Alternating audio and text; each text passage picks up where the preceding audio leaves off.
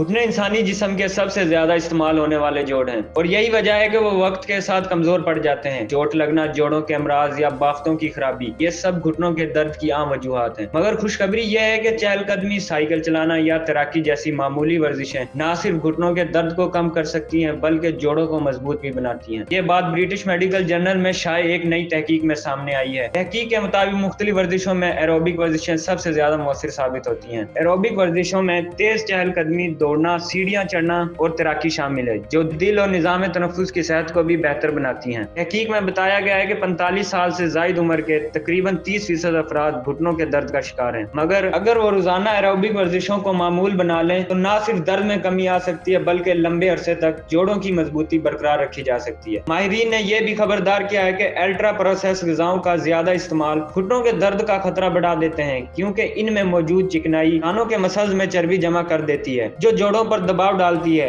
यानी अगर आप घुटनों को सेहतमंद रखना चाहते हैं तो दवा नहीं बल्कि रोजाना थोड़ी चहलकदमी या साइकिल की सवारी ही आपका सबसे मौसर इलाज है।